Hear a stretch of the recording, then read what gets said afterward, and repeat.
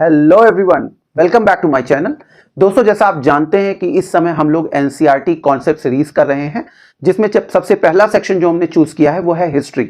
और हिस्ट्री की क्लास 6 की एनसीईआरटी को हमने डील करना आरंभ किया है, जिसमें पिछला लेक्चर हमने इंट्रोडक्शन पे बनाया था कि आखिर एनसीईआरटी बुक्स का ऑब्जेक्टिव क्या है।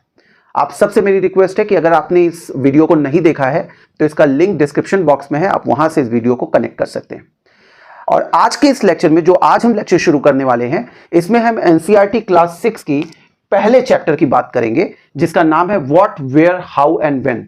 क्या, कब, कहां और कैसे। देखिए दोस्तों, जब इस चैप्टर की शुरुआत होती तो सबसे पहले कुछ बेसिक बातें मैं आपको बताना चाहूंगा। देखिए, एक स्टूडेंट होने के नाते मैं ये आपकी भावना समझ सकता हूं कि जब हम किसी हिस्ट्री की बुक को शुरू करते हैं और हमारे मन में ये बात आती है कि इसको हमें जीरो से शुरू करना है, तो हमें ऐसा लगता है कि चैप्टर की शुरुआत होगी स्टोन एज से, मतलब पाषाण काल से।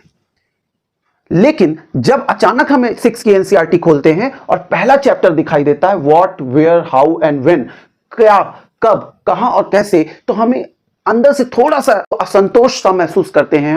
हमें समझ नहीं आता कि आखिर ये यहां से कैसे शुरू हो रहा है, और यहीं से हमारी कनेक्टिविटी टूटना शुरू हो जाती है। तो सबसे पहले मैं आपको यही बताना चाहूंगा कि इसके पीछे का कारण क्या है। देखिए फ्रेंड्स, न्यू एनसीईआरटी का ऑब्जेक्टिव इंट्रोडक्टरी लेक्चर में मैंने आपको क्लियर किया था। ये नेशनल कैरिकुलम फ्रेमवर्क NCF 2005 को कोट करते हुए इसने इंट्रोडक्शन में ही बता दिया था कि इसका उद्देश्य है कि स्कूली शिक्षा को जो हमारा जीवन है, जो हमारा व्यवहारिक जीवन है या जो बाहरी जीवन है, उससे कनेक्ट करना। मतलब ये हमें ऐसी शिक्षा देना चाहता है कि जो हम स्कूल में प्राप्त करें लेकिन अपने जीवन में उसका उपयोग कर पाए। दूसरी बात, इसका ऑब्जेक्टिव जो आपको बताया था मैंने कि इसका दूसरा ऑब्जेक्टिव है कि ये नहीं चाहता कि आप हर चीज को रटें। ये चाहता है कि ईश्वर ने आपको जो ब्रेन दिया है, आप इसको यूज करें और साथ ही साथ सोचें। मतलब टॉपिक को समझकर इस तरह से अपने अंदर उसे घुला लें जिससे कि आपकी एक सोच विकसित हो, आपका विकास हो। और तीसरी बात ये कहता है कि हिस्ट्री सोशल साइंस का ही एक पार्ट है। तो जो लोग हर सब्जेक्ट को एक मोटी दीवार से घेरने की कोशिश करते हैं कि ये हिस्ट्री है, ज्योग्राफी है, पॉलिटी है, इकोनॉमिक्स है, ये उसका विरोध करता है। इसका मानना है कि सारे सब्जेक्ट जो हैं सोशल साइंस के, वो हमें समाज को समझने में मदद करते हैं, तो इन्हें अलग अलग करके देखना उचित नहीं है। तो ये चाहता है कि आप सीधे एक रट्टू तोते की तरह शुरुआत ना करें कि पाषाण काल में आदमी क्या करता था, कैसे खाता था, कैसे जीता था। ये चाहता है कि पहले आपके मन में कुछ बेसिक क्वेश्चन पैदा हो और तब उनका जब आपको सॉल्यूशन मिलेगा तो वो होगी राइट बिगिनिंग। जैसे एक अच्छा टीचर वो माना जाता है जो किसी भी टॉपिक को इंट्रोड्यूस करने से पहले स्टूडेंट के मन में ये क्वेश्चन जनरेट करे कि आखिर वो इस टॉपिक को क्यों पढ़े। तो यहां पर इसने उसी भूमिका को निभाते हुए सबसे पहले आपकी शुरुआत की है आपके मन में क्वेश्चन पैदा करने से, और फिर ये आपको सोचते हुए लेकर चलेगा और इस सिस्टमैटिक वे में कंप्लीट करेगा अपनी पूरी बात को, जिससे कि आपको थोड़ी समय में इनलाइटेंड फील होगा। आप समझ पाएंगे कि इतिहास हमें क्यों पढ़ना चाहिए और वो इतना इंपॉर्टेंट हमारे लिए क्यों है। तो आइए शुरू करते हैं। दोस्तों, जैसा आपने इसका नाम देखा, what, where, how and when, क्या, कब, कहां और कैसे, हिंदी में ये नाम लिखा है और इंग्लिश की बुक आप जब देखोगे तो यही सीक्वेंस उसमें फॉलो किया गया है। फ्रेंड्स, जब हम इसे देखते हैं तो हमारी शुरुआत अब जब हमें करनी है तो आप यहां पर देखेंगे तो सबसे पहले कोट किया गया है एक लड़की को, राशिदा। इसमें एक चीज की गई है, केस स्टडी के माध्यम से, मतलब सिचुएशन के माध्यम से आपको चीजों से कनेक्ट किया गया है। तो मैं भी इस वीडियो में वो पारंपरिक तरीका नहीं अपनाऊंगा जिसमें कि ये पढ़ लो, वो पढ़ लो, ये सारी बातें मैं करूं। हम साथ साथ सोचते हुए चलेंगे कि आखिर इस एनसीईआरटी के इस पहले चैप्टर में है क्या। और आपकी जानकारी के लिए मैं बता दूं, ये पूरा पहला चैप्टर आपके सामने स्क्रीन पर है, बोर्ड पर है, और इसी को मैं आपको इलेबोरेट करने वाला हूं। तो देखिए, सबसे पहले यहां पे राशिदा। अब आप जितने भी व्यूअर्स हैं हमारे, थोड़ी देर के लिए खुद को स्थगित कर दीजिए, खुद को हटा दीजिए और ये मानिए कि आप ही राशिदा हैं। अब इसने सिचुएशन को वहीं से शुरू किया और मैं उसी तरह से आपको लेकर चलूंगा। तो मान लीजिए आप राशिदा हैं और अब आप सुबह सुबह बैठे चाय की एक प्याली के साथ पढ़ रहे हैं न्यूज़पेपर, और अचानक आप देखते हैं कि 100 साल पहले, एक उसमें हेडिंग लिखी है 100 साल पहले। तो अगर आप पेपर पढ़ते हुए आपके मन में आता है, कहीं देखते हैं कि 100 साल पहले ये हुआ था, तो जरूर आपके मन में एक क्वेश्चन आना चाहिए कि भाई 100 साल पहले क्या हुआ था ये हमें पता कैसे चलता है। इतिहास तो बात की बात है, पहले तो मन में यही एक कॉमन पीपल के आंसर आए, क्वेश्चन आएगा कि आखिर 100 साल पहले जो हुआ है वो हमें पता कैसे चलता है। और यहीं से इसने इस चैप्टर की शुरुआत की। अब आप शुरू करेंगे आगे पढ़ते हुए, उसे फील करते हुए, सोचते हुए खुद को इस स्थिति से इस स्थिति, सुपरमैन की स्थिति में लाने वाले हैं। मींस कि आप एक थिंकिंग क्रिएचर बनने वाले हैं, सोचने वाले प्राणी बनने वाले हैं। तो क्या आप तैयार हैं? अगर तैयार हैं तो अपनी सीट बेल्ट कस के बांध लें, क्योंकि अगले 15 मिनट में हम इन सभी डायमेंशन को समझते हुए आपको एक सोचने वाला प्राणी, एक समझदार व्यक्ति में परिवर्तित करने वाले हैं। थोड़ा ज्यादा हो गया ना? ठीक है, चलिए जोक्स अपार्ट। तो अब राशिदा ये देख रही है न्यूज़पेपर में 100 साल पहले क्या हुआ। अब ये सोच रही है कि कैसे ये पता चलता है। मान लीजिए आप भी हैं, अब सोच रहे हैं कैसे पता चलता है। तो यहां पे इसने पहला क्वेश्चन एनसीईआरटी ने, इस पहले मैं साथ साथ बुक भी आपको दिखाता जाऊंगा। देखिए ये है आपकी एनसीईआरटी क्लास 6 की। अब इसमें ये पहली हेडिंग पड़ी हुई है इसके बाद कि आखिर ये सोच रही है कि फाइंडिंग आउट व्हाट हैपेंड। ये सोच रही है कि आखिर कैसे पता चलता है कि 100 साल पहले क्या हुआ। यहां इसके मन में 3 बातें आती है। भाई देखो कल क्या हुआ ये अगर आपको जानना है तो आप रेडियो सुन लो। अगर 10 साल 20 साल पहले क्या हुआ इसे जानना है तो कोई व्यक्ति जो उस समय रहा हो आप उससे पूछ लो कि भाई 20 साल पहले क्या हुआ, वो आपको बता देगा। लेकिन अगर आपको 100 साल या 1000 साल पहले क्या हुआ है ये जानना है तो ये कैसे पता चलता है? सोच पा रहे हैं आप? तो यही इसने पहला क्वेश्चन डील किया अपनी पहली हेडिंग में, और क्वेश्चन ही डाल के और आंसर नहीं किया, अभी आंसर आगे करेगा। तो अभी आपको इस स्टेज में रहना है कि आखिर सालों पहले, हजारों साल पहले जो घटनाएं हुई हैं उनका पता कैसे चलता है। फिर ये दूसरा क्वेश्चन आपके दिमाग में डाल रहा है। दूसरा क्वेश्चन इसने लिखा what can we know about past. आखिर हम पास्ट के बारे में क्या जान सकते हैं। मींस अतीत के बारे में हम क्या जानकारी प्राप्त करें। पहले आपके मन में क्वेश्चन तो, तब तो आप पहले चैप्टर से स्टोरेज से पढ़ेंगे। तो इसने दूसरा क्वेश्चन आपके मन में डाला और यहीं पे इसका उत्तर दिया कि देखो अतीत के बारे में हम क्या जान सकते हैं। हम जान सकते हैं कि लोग क्या खाते थे, व्हाट पीपल ईट, क्लोथ्स दे वोर, कैसे कपड़े वे पहनते थे, गेम्स चिल्ड्रन प्लेड, मतलब बच्चे किस तरह के खेल खेलते थे, स्टोरीज दे हर्ड, किस तरह की कहानियां वो सुनते थे, साथ ही साथ houses in which they live, कैसे घरों में रहते थे, can find about the lifes of rulers, हम उस समय जो शासक हुए, जो राजा महाराजा हुए उनके बारे में जान सकते हैं, फार्मर्स किसानों के बारे में जान सकते हैं, मर्चेंट्स व्यापारियों के बारे में जान सकते हैं, प्रीस्ट पुजारियों के बारे में जान सकते हैं, क्राफ्टमैन मतलब शिल्पकारों के बारे में जान सकते हैं, हंटर्स मतलब शिकारियों के बारे में जान सकते हैं, म्यूजिशियन मतलब जो संगीतज्ञ थे उनके बारे में जान सकते हैं। इतना सब कुछ हम जान सकते हैं अपने पास्ट के बारे में, एंड मेनी मोर। अब आपके मन में एक क्वेश्चन आ रहा होगा, अपने कंधे झटक के आप में से कई बोल रहे होंगे कि भाई ये सब जान के हम क्या करेंगे, इसका यूज क्या है। तो मैं आपको बताना चाहूंगा इसका आंसर इसने अपने इंट्रोडक्टरी सेगमेंट में दिया है। इसने कहा देखो आप कंधे झटक के बोल जरूर सकते हो, लेकिन आपको मैं बता दूं जब आप पास्ट में जाके एंटायरली एक डिफरेंट तरह के लोगों की स्टडी करते हो तो इस क्रम में आपका दिमाग आपको खोलना पड़ेगा, आपको नई नई चीजें सीखनी पड़ेंगी ताकि आप उनका रहन सहन समझ सको। और इसी क्रम में आपके अंदर कुछ नई क्वालिटीज डेवलप हो जाएंगी। मतलब ये स्टडी आपके अंदर क्वालिटीज, आपके अंदर कौशल या योग्यताएं भी विकसित करेगी। मतलब आपकी पर्सनालिटी में चेंज आएगा। दूसरा इसका फायदा क्या है अगर आप इतिहास के इस हिस्से को जानते हो? दूसरा फायदा दोस्तों ये रहेगा कि जब आप इनके बारे में पढ़ोगे तो आप जान पाओगे कि हमारे पूर्वज इतनी पीछे से जब वो जंगलों में घूमा करते थे, शिकारी और खाद्य संग्राहक मतलब हंटर एंड फूड गैदरर्स की लाइफ जीते थे, तो वहां से आज ये डेवलप्ड ह्यूमन बीइंग में कैसे कन्वर्ट हो गए, आखिर क्या क्या पड़ा हुआ है उनकी लाइफ में। अगर हम उसे समझ जाएं तो आगे यहां से हमारी जो है सुपर ह्यूमन की जो यात्रा है वो बहुत आसान हो जाएगी, क्योंकि हम एक एक डायमेंशन समझ चुके हैं ना कि कैसे हम लोगों ने अपनी विकास यात्रा की। तो वो चीज हमारी यहां क्लियर हो जाएगी। तो ये दूसरा सबसे बड़ा फायदा होगा हमारा।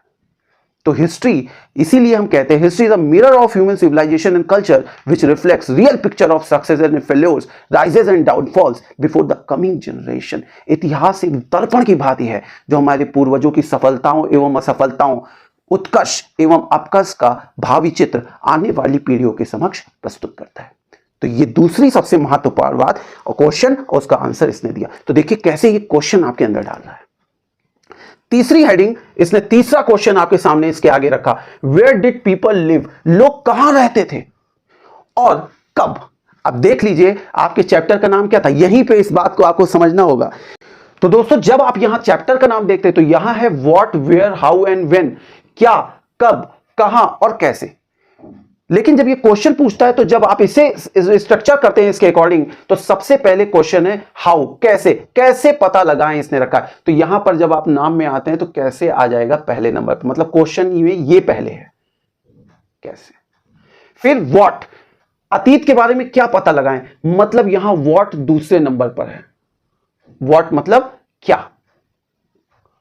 और फिर ये कहता है लोग कहां रहते थे, कब रहते थे, तो कहां और कब ये तीसरे पे है और ये चौथे पे है। कहां और कब मतलब व्हेन, कब और कहां, वेयर। ये तो मींस कि अगर हम चैप्टर के नाम को रीअरेंज कर लें तो नीचे जो क्वेश्चन है जो इसने आपके सामने डायमेंशन उठाए वो आपके लिए सिस्टमैटिक हो जाएंगे और फिर इन्हें पढ़ना आसान हो जाएगा। क्या मेरी बात आप समझ रहे हैं? ठीक है दोस्तों, तो अब हम आते हैं यहां पे अपने तीसरे क्वेश्चन की तरफ। ये कहता है लोग कहां रहते थे और कब रहते थे। तो इसने सबसे पहले नर्मदा रिवर बैंक और नदी तट की बात की और इसने कहा कि सबसे पहले मानव शिकारी और खाद्य संग्राहक, हंटर और फूड गेटर्स के रूप में लाखों साल पहले यही रहता था। ये बेसिक लेवल पे आपको अंडरस्टैंडिंग दे रहा है, आगे तो हम इसकी डिटेल स्टडी करेंगे। तो इसने पहली बात ये कही।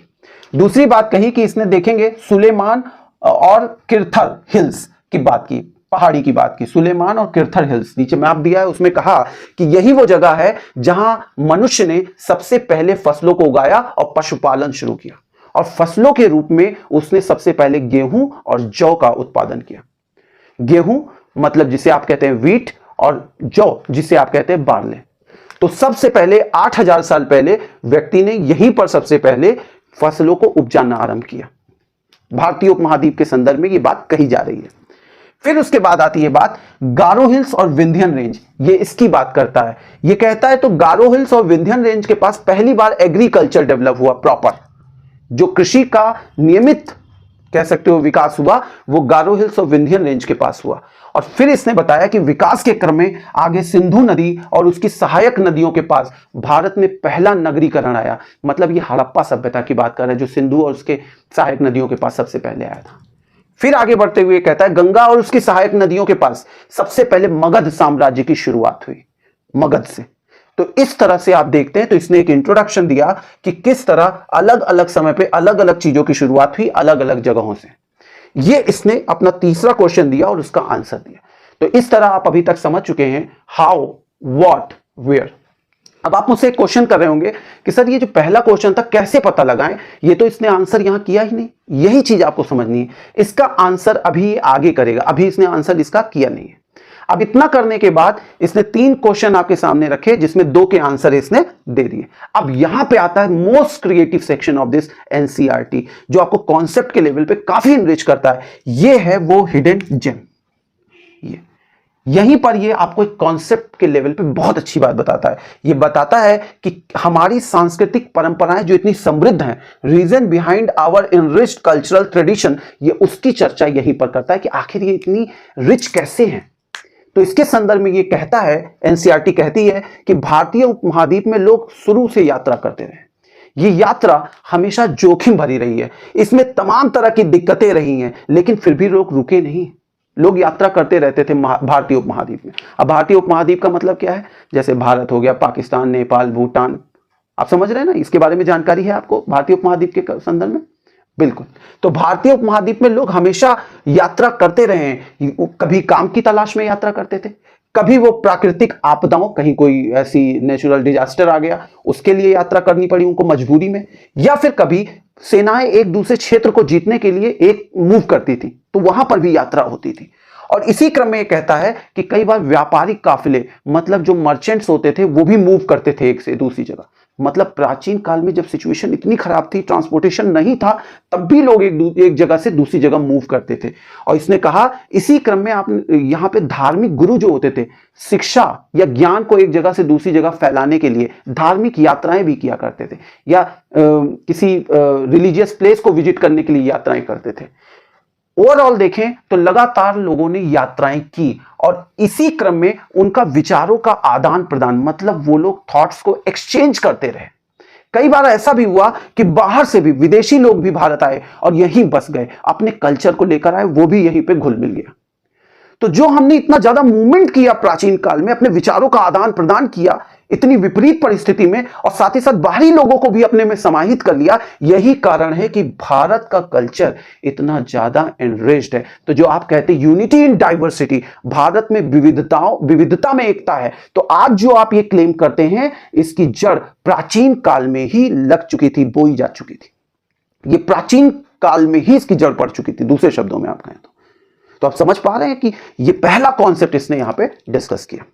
इसके बाद इसकी अगली जो बात है, अब ये 3 चीजें करने वाला है इसमें। अब आपको ये बताएगा कि आपके देश का नाम क्या पड़ा, और उसके बाद ये जो पहला क्वेश्चन इसने यहां पूछा था उसका आंसर आपको यहां पे देने वाला है लास्ट में।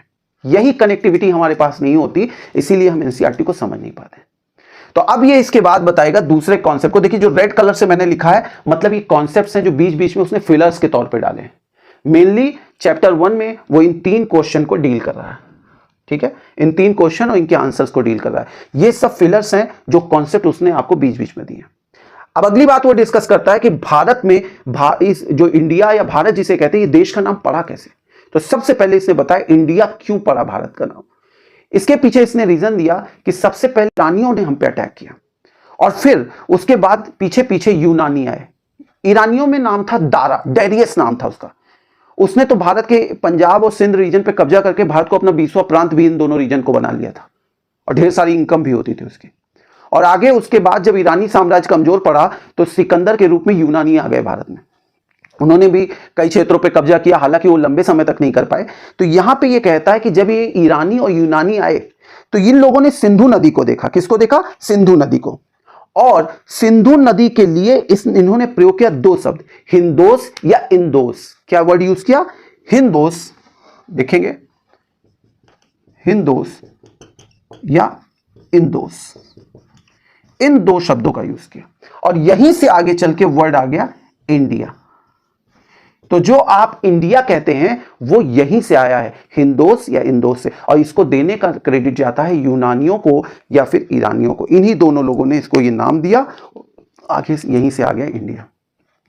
जो भारत शब्द है, फिर ये बताता है भारत, वो कहता है भारत ऋग वैदिक काल में एक जनजातीय समूह का नाम था भरत, वहां से इसका नाम क्या आया? भारत। वैसे इसकी कई कहानियां प्रचलित हैं। जैसे एक कहानी तो आपकी प्रचलित है कि विष्णु पुराण, जो आज से 7000 साल पहले लोग क्लेम करते हैं कि लिखा गया, उसमें भी इसका भारत नाम का चर्चा है। और साथ ही साथ कई लोग ये भी कहते हैं कि राजा दुष्यंत और शकुंतला की कहानी सुनाते हुए कि उनके बेटे का नाम भरत था और वो चक्रवर्ती सम्राट था, वहां से भी भारत शब्द आया। तो इस तरह से इसने इसकी कहानी बताई कि आखिर हमारे देश का नाम इंडिया और भारत कैसे। अब इतना बताने के बाद अब ये जो पहला क्वेश्चन इसने यहां पूछा था कि कैसे पता लगाएं, उसका आंसर वो यहां देता है लास्ट में। और यहां देता है कि आखिर इसका पता कैसे लगाएं। तो ये बताता है इसका पता हम लगाते हैं पांडुलिपियों के माध्यम से, मैन्युस्क्रिप्ट, इंस्क्रिप्शंस के माध्यम से, मतलब अभिलेख। इसके साथ जो टूल्स मिलते हैं, स्टोन टूल्स, मतलब पाषाणोपकरण, उनके माध्यम से। जो अदर आर्कियोलॉजिकल सोर्सेज हमें मिलते हैं, पुरातात्विक स्रोत, उनके माध्यम से। और यहीं पे ये आंसर करता है कि आखिर पांडुलिपियां क्या है। तो दोस्तों शुरू में जो साहित्य हमें मिला है वो पांडुलिपियों के माध्यम से मिला है। पांडुलिपि मतलब मैन्युस्क्रिप्ट, मैन्युस्क्रिप्ट मतलब हाथ, मैन्यु मतलब हाथ, स्क्रिप्ट में लिखा हुआ, हाथ से लिखा हुआ। तो इसमें होता क्या था कि इसमें किताब बनाने के लिए ताड़ के पत्तों को काटकर अरेंज कर लिया जाता था। ताड़ के पत्तों को काट के अरेंज कर लिया जाता था। और दूसरी चीज क्या होती थी कि भुर्ज पेड़ की छाल होती थी, उसको उतारकर उसके माध्यम से उसको पीटकर तैयार कर लिया जाता था, एक लिखने वाले कह सकते हो सरफेस के रूप में, और उस पे लिखा जाता था। तो जब उस पे लिखा जाता था तो उसी के लिए शब्द आता है पांडुलिपि, मैन्युस्क्रिप्ट। किस पे? ताड़ के पत्तों पे, भुर्ज पेड़ की छाल पे। पॉइंट क्लियर हुआ? और ये पांडुलिपियां हमें मंदिरों से, बिहारों से, यहां से प्राप्त हुई हैं। लेकिन क्योंकि अब ये ऐसी चीज तो थी नहीं कि जो लंबे समय तक चल सके, तो काफी तो ऐसी हो गई कि विलुप्त हो चुकी हैं, कीड़ों ने खा लिया, कहीं किसी ने जला दिया। इस तरह से हमें ये बहुत कम, मतलब कि काफी रेयर ऑफ द रेयरेस्ट मिलती है। दूसरा आता है अभिलेख, इंस्क्रिप्शन। इंस्क्रिप्शन का मतलब ऐसा होता है, ऐसा लेख जो पत्थर या किसी कठोर सतह पे लिखा गया हो, उसे हम क्या कहते हैं? अभिलेख। तो कई बार राजा अपने बारे में कहीं ना कहीं किसी कठोर सतह पे लिख दे, कभी पत्थर पे, कभी ताम्रपत्र पे, तो हमें अभिलेख के रूप में मिल जाता है। तो इसके माध्यम से भी हमें ढेर सारी जानकारियां मिलती हैं, किसकी? इतिहास की। जो आपने लिखा कैसे पता लगा, जो अभी पूछ रहे थे ना 100 साल पहले क्या हुआ, कैसे पता लगा, वो यहीं से पता चलता है। क्या मेरी बात आप तक पहुंच रही है? अगर पहुंच रही है तो लाइक का बटन प्रेस करिए नीचे, जिससे मैं जान पाऊं कि आप तक मैं पूरी तरह अपनी बात पहुंचा पा रहा हूं। Thank you everyone. अब बात आती है कि इसके अलावा जो उस समय के आर्कियोलॉजिकल सोर्सेज है, जैसे इमारतें मिल गई, आभूषण मिल गए, पॉटरीज मिल गई, मृदभांड मिल गए, उनके माध्यम से हम जानते हैं कि आखिर हजारों साल पहले या सैकड़ों साल पहले लोग कैसे जीते थे। कई बार हड्डियां भी मिल जाती है हमें पशु पक्षियों की, और इस तरह की कुछ ऑर्नामेंट्स मिल गए, आभूषण मिल गए, तो हम उससे गेस करते हैं कि कैसे ये लोग लाइफ में रहते होंगे, या इनके घर के कुछ अवशेष मिल गए, उनसे हमें पता चलता है। अब बात आती है यहां पे मोस्ट इंपॉर्टेंट बात कि वन पास्ट और मैनी, मतलब इस किताब का नाम आप लोगों ने देखा होगा, इस किताब का नाम है हमारे अतीत। तो आखिर ये बहुवचन प्लूरल शब्द का प्रयोग क्यों किया गया है? हमारा अतीत क्यों कहा गया है, क्यों नहीं कहा गया ये हमारे अतीत क्यों कहा गया? क्या आपने कभी इसके बारे में सोचा? दोस्तों, इसे हमारे अतीत शब्द का प्रयोग इसलिए किया गया है कि पहले माना जाता था, पहले राजा महाराजाओं का इतिहास लिख देते थे, वो कब गद्दी पे बैठे, उनके बच्चे कब हुए, उनकी शादी कब हुई, उन्होंने कब कौन सा युद्ध लड़ा, और उसी आधार पर मान लिया जाता था कि जो उन्होंने किया वही इतिहास है, या जो उन्होंने अपने साहित्य में लिखवा दिया वही उस समय की सच्चाई है। लेकिन आप जरा इमेजिन कीजिए, आज के समय में अगर हम देखें तो आज जो धीरू भाई अंबानी की लाइफ थी, या फिर जो आज मुकेश अंबानी की लाइफ है, वो लाइफ अगर कोई लिखता है या वो लिखवाते हैं कहीं, तो क्या वो आज हमारे समाज की सच्चाई हो पाएगी? नहीं। क्यों? क्योंकि उनका लाइफ स्टाइल अलग है, उनके सिचुएशंस अलग हैं, और एक कॉमन पीपल का, एक मिडिल क्लास, एक लोअर क्लास की जो लाइफ स्टाइल है वो बिल्कुल अलग होगी। तो पहले हमने शुरुआत में जब इतिहास की स्टडी शुरू की तो हमने सबसे बड़ी ये गलती की, हमने राजा और महाराजाओं के इतिहास को ही अपना इतिहास मान लिया।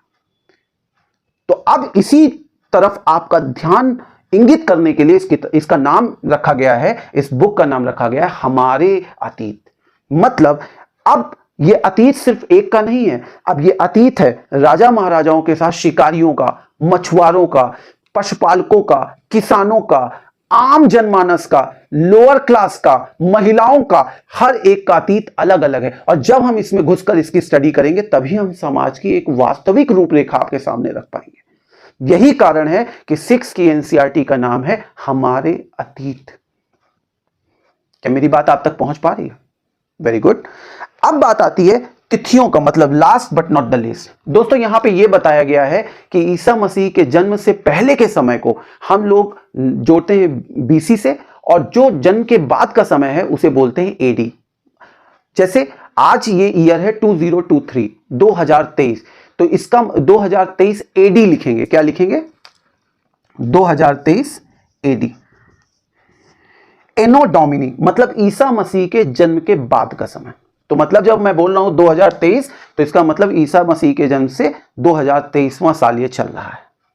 अगर मैं ये बोल दूं 1, तो मतलब ईसा मसीह के जन्म का वर्ष। अगर मैं बोल दूं 2023 बीसी, मतलब ईसा मसीह के जन्म के 2023 साल पहले। क्या मेरी बात आपको समझ में आई? बीसी का मतलब होता है बिफोर क्राइस्ट, मतलब जीसस क्राइस्ट के इतने साल पहले। तो कहीं पर भी आप कोई ईयर और उसके बाद बीसी लिखा हुआ देख लें तो जान लें कि ईसा मसीह का जन्म का वर्ष जिसे 1 माना गया है उसके इतने साल पहले, उस तरफ नेगेटिव में बात हो रही है। और जब हम कहते हैं एडी, तो एडी का मतलब होता है जन्म के बाद का समय। तो दोस्तों, इस प्रकार हमने देखा कि जो हमारी 6 की एनसीईआरटी, अब मैं समराइज कर रहा हूं पूरी बातों को अपनी, ये जो हमारी 6 की एनसीईआरटी है उसने हमें क्या सिखाया।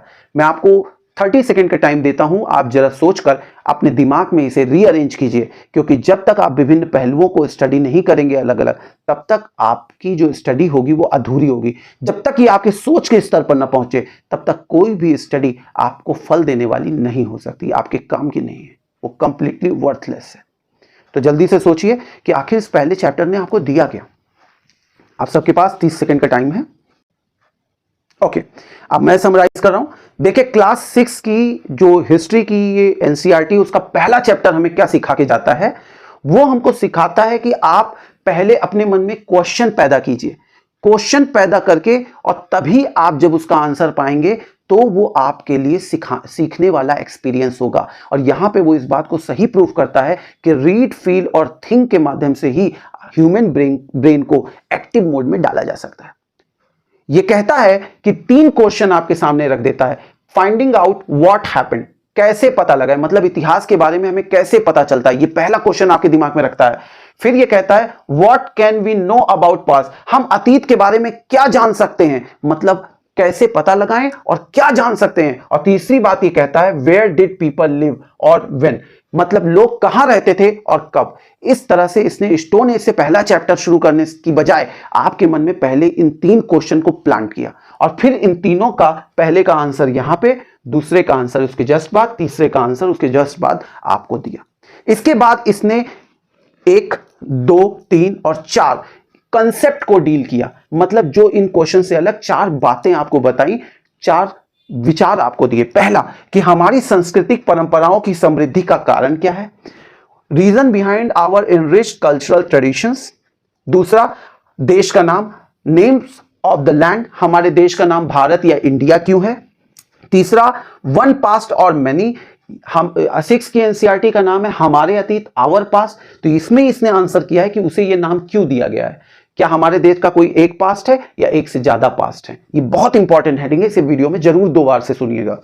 और उसके बाद लास्ट में ये कहता है व्हाट डू डेट्स मीन, तिथियों का मतलब क्या है, मतलब ये एडी और बीसी ये क्या होता है, before Christ and Anno Domini के मध्य क्या अंतर है। तो दोस्तों, आई होप कि आज का ये जो सेशन था, ये क्लास थी, आपके लिए काफी फ्रूटफुल रही होगी। जल्द ही हम दूसरा चैप्टर लेकर आएंगे एनसीईआरटी का, इसमें टोटल 11 चैप्टर हैं, सिस्टमैटिक कंप्लीट करेंगे और फिर हम आगे चलेंगे 7th की एनसीईआरटी की तरफ, हिस्ट्री सब्जेक्ट। हिस्ट्री कंप्लीट करने के बाद हम अदर सब्जेक्ट की तरफ भी मूव करेंगे। आप सबसे मेरा अनुरोध है कि आप इसी तरह बने रहें, इस वीडियो को ज्यादा से ज्यादा लाइक एंड सब्सक्राइब करें और उन विद्यार्थियों की मदद कर सकें जो लगातार अपने लक्ष्य की प्राप्ति के लिए प्रयासरत हैं, बट सही गाइडेंस उनको नहीं मिल पा रहा है। और एक ही बात मैं आपसे कहूंगा, कुछ भी पढ़ें, वो पढ़ाई आपके लिए तभी काम की है जब वो आप में कुछ मौलिक परिवर्तन लाए, आपकी सोच में कोई परिवर्तन लाए, आपके नजरिए में कोई परिवर्तन लाए, तभी वो आपके लिए फ्रूटफुल है। आज के लिए इतना ही, जल्दी मिलते हैं एक दूसरे वीडियो में।